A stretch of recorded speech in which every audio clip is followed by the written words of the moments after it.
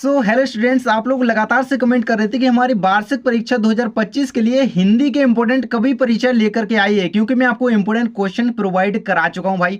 देखो, व्याकरण का वीडियो भी आपको जाकर के देख लेना, आपको प्लेलिस्ट के सेक्शन में वीडियो मिल जाएगा भाई। इंपोर्टेंट एमसीक्यूज वगैरह सारे सब्जेक्ट ही मैं तैयारी करवा चुका हूँ, है ना। तो जाकर के वीडियो देखो एंड तैयारी करो, क्योंकि टाइम अब नहीं बचा है। देखो, वो कहते ना कि रख हौसला वो मंजर भी आएगा, रख हौसला वो मंजर भी आएगा। और इस वीडियो को कंप्लीट देख लेना मित्र, इस वीडियो से तू अपने कवि परिचय के 3 नंबर कंप्लीट करके ही जाएगा, इस बात की मैं गारंटी आपको देता हूं। एंड ये वीडियो आपके लिए बिल्कुल हेल्पफुल रहेगा एंड 3 नंबर के आपके कवि परिचय इस वीडियो से कंप्लीट हो जाएंगे। एंड इससे बाहर गया ना, देखो टॉप 4 कवि परिचय बता रहा हूं, इससे बाहर नहीं जाना है तो इस वीडियो को देख लेना, थोड़ा एक्सप्लेन करते हुए चलूंगा। एंड देखो, लेखक परिचय का वीडियो भी मिल जाएगा, जाकर के देख लेना प्लेलिस्ट के सेक्शन में, ठीक है। देखो, सबसे ज्यादा इंपोर्टेंट है कबीर दास का कवि परिचय, भाई बहुत ही ज्यादा इंपोर्टेंट है, 3-3 नंबर में बहुत छप छप के आया, हर साल आता है। एंड देखो, कबीर का काव्य परिचय निम्न बिंदुओं के आधार पर लिखिए। देखो, जरूरी नहीं है कि ऐसा आए, क्योंकि अब एमपी बोर्ड एनसीईआरटी बेस पर सीबीएसई पैटर्न पर जा रहा है एंड नए नए टाइप से क्वेश्चन दे रहा है ना। लेकिन अभी तो देखो, खासकर देखा जाए तो ऐसे ही तरीके से आया है। अगर 10th में देखा जाए तो भाई अलग अलग तरीके से क्वेश्चन बना रहा है कवि परिचय में, है ना। तो उस तरीके से अगर आ सकता है, लेकिन आप ना ये कंप्लीट करके चलोगे ना तो भाई कैसा भी आ जाए, मतलब नंबर नहीं कटेंगे, सीधी बात ये है ना। फिर तो लिख के आते हो जैसा पूछा जाता है। तो देखो, सबसे पहले मेन जो होता है कि 2 रचनाएं आपसे पूछी जाती हैं। तो देखो, जिसकी भी कबीर की मतलब जिसके भी मतलब जो कोई भी कवि हो गए, मीराबाई हो गई है ना, भवानी प्रसाद मिश्र हो गए, उनकी रचनाएं पूछी। भाई रचनाएं याद रखो, मेनली रचनाएं 3 कोई याद रखो, 3 याद ही रखना, 3 ही लिख के आना। ये नहीं कि 2 पूछिए 2 ही लिखना है, नहीं, एक एक्स्ट्रा काम करके आओ, मतलब जितना बोला जाए उतना ही नहीं करना, थोड़ा एक्स्ट्रा करना है, ठीक है ना। तो नंबर कटने के चांस नहीं रहने देना है इतने से भी। और देखो, इस चीज को आप कॉपी में कैसे लिखोगे, क्या इसका वीडियो चाहिए भाई, क्या इसका वीडियो चाहिए कि आप कवि परिचय कैसे कॉपी में लिखें, बिल्कुल हैंड रिटन में खुद बताऊंगा भाई किस तरीके से लिखा जाता है। एंड वो टॉपर कैसे लिखता है जो कि भाई टॉप करता है। क्योंकि देखो भाई, आप लोग सोचोगे 11th को सीरियस नहीं लेते हैं, लेकिन यार यहीं से आपकी नींव में अच्छी तरीके से पत्थर भरे जा रहे हैं, जो कि 12th में उभरेंगे, दिखेगा भाई मकान, है ना। देखो, तो इनकी 2 रचनाएं देख लेते हैं। देखो, बीजक इनकी कह लें कि मेन इनका जो है मेन कह लें इनकी ग्रंथ है एक तरीके से, है ना। और इसके अंतर्गत इनकी 3 रचना है प्रमुख, साखी शबद रमणी, ये इनकी प्रमुख 3 रचना है।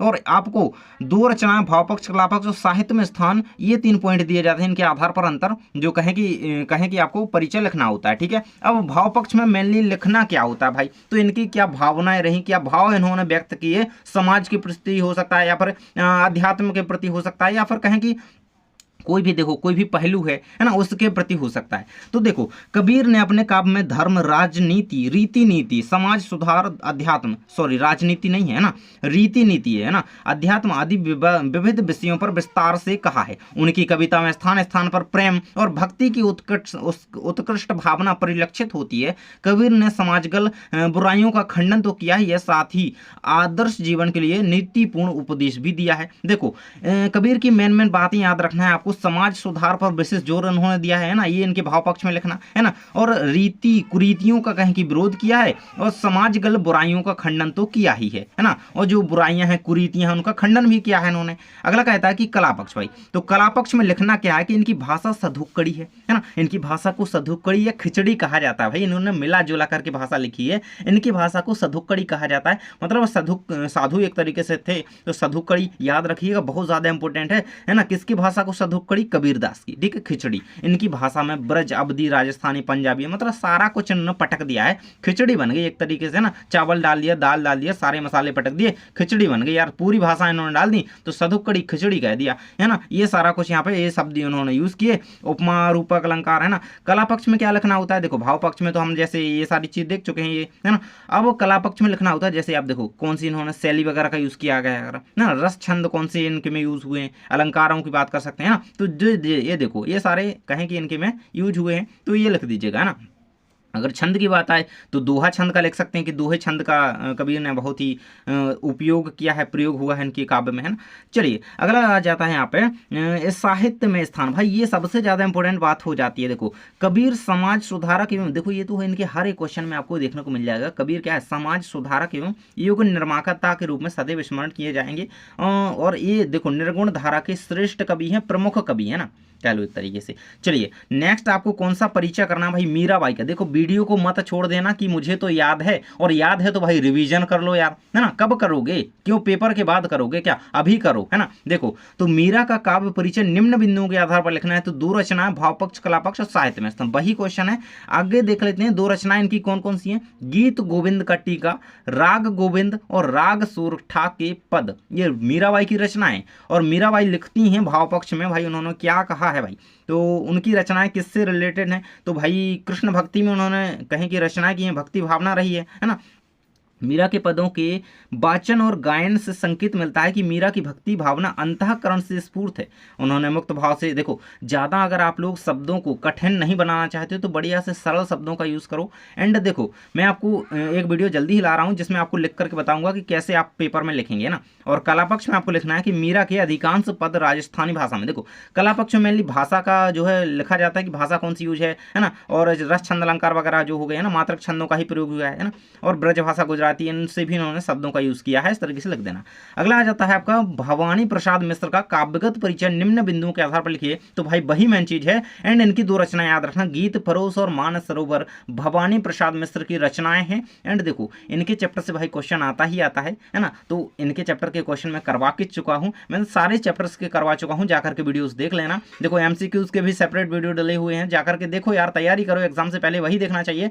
तो एकदम से सीक्वेंस में वीडियो डले हुए हैं, जाकर के देखो तो तैयारी हो जाएगी। देखो भाव पक्ष में कहता है कि मिश्र जी यानी कि भवानी प्रसाद मिश्र जी की भाषा सहज एवं सरल है, वे अपनी कविताओं में अनुपम प्रकृति चित्रण को स्थान देते हैं। मतलब प्रकृति चित्रण पर जोर दिया है एक तरीके से ना, प्रतीकों का प्रयोग भी मार्मिक रूप से उन्होंने किया है, लिख देना। अगला कला पक्ष में क्या लिखेंगे, मिश्र जी ने अपनी कविता में अलंकारों मुहावरों, है ना, देखो जिसका भी आ नहीं रहा है भाई कि ये कौन सा अलंकार का इन्होंने यूज़ किया है, तो बढ़िया से देखना है कि बढ़िया मतलब जगह जगह पर आवश्यक अलंकारों मुहावरों लोकोक्तियों, है ना, इस तरीके से लिखते हुए थोड़ा बना करके लिखना होता है अपने मन से, है ना। अनेक प्रतीकों, है ना, इनके माध्यमों का नए नए विचारों को समझाने का जो है कार्य किया है। तो इस तरीके से थोड़ा अपने मन से लिखना होता है, जो अपन चीज़ें पढ़ते हैं, एग्जॉब करते हैं और पढ़ते वक्त हमें थोड़ा लगता है ना, क्योंकि एक दो लाइन्स तो हमने क्वेश्चन तो इनके हमने चैप्टर्स के पढ़े हुए होते हैं, है ना। साहित्य में स्थान इनका क्या लिखना है, जो पंडित भवानी प्रसाद मिश्र थे वो प्रयोगशील एवं नई कविता की लोकप्रिय कवि कहे गए, है ना, कवि थे।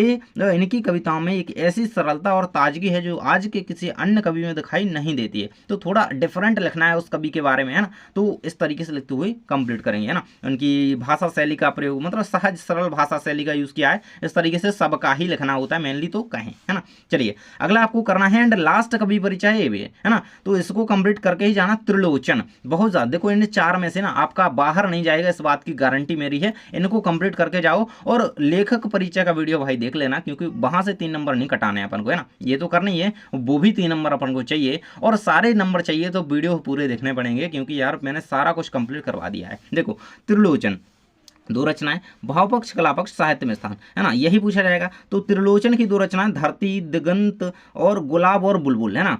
गेहूं और गुलाब किसकी रचना है, जिसको भी पता हो प्लीज कमेंट बॉक्स में बताइएगा। गेहूं और गुलाब, है ना, गुलाब और बुलबुल है ये त्रिलोचन की है, लेकिन गेहूं और गुलाब की मैं बात कर रहा हूँ, है ना।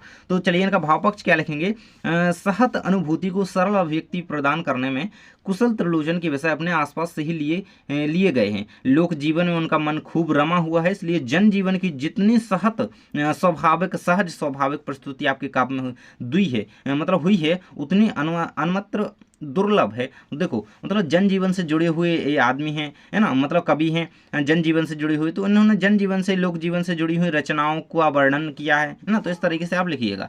कला पक्ष में लिखना भाई, चमत्कार बनावटीपन तथा द्रुतता, है ना, द्रुपता में मूक त्रिलोचन के काव्य का जो है कला पक्ष अत्यंत सरल सुस्पष्ट और प्रभावी है। देखो थोड़े डिफरेंट शब्दों का यूज करते हुए वही चीज लिखनी होती है यार सबके में, ठीक है ना, इतना याद रखो। बस थोड़ा अलग लिखना है एंड ऐसा लिखना है यार कि जो हाँ बैठ रहा हो बात में, है ना।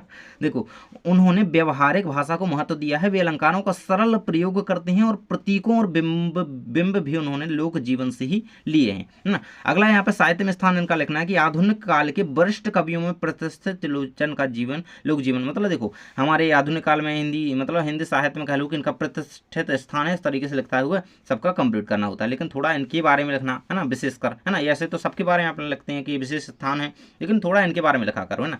तो वीडियो को लाइक कर देना और शेयर कर देना अपने परम मित्र के साथ, और सब्सक्राइब तो आपने कर ही लिया होगा, क्योंकि भाई आपको तैयारी करनी है अपनी जीत की एंड हमें तैयारी करवानी है, तो आपको जुड़ना पड़ेगा। और हर जगह जुड़ने के लिए कमेंट बॉक्स में आप लोग यहाँ पे देखो क्या करेंगे, हर जगह जुड़ने के लिए आपको डिस्क्रिप्शन में लिंक दी गई है, वहाँ पे जाकर के क्लिक करेंगे, जुड़ जाइए। और टेलीग्राम पर जरूर से चले जाना, क्योंकि टेलीग्राम पे आपको कई बार में कुछ इंपॉर्टेंट नोट PDF वगैरह है ना, और एग्जाम के पहले बहुत कुछ हेल्प हो जाती है, तो जाकर के टेलीग्राम ज्वाइन करो। एंड मैं आपसे कहना चाहूँगी कि अगर वीडियो अच्छी लगी हो तो कमेंट बॉक्स में जरा सा कॉम्प्लीमेंट दीजिएगा। थैंक्स फॉर वॉचिंग, मिलते हैं नेक्स्ट वीडियो में।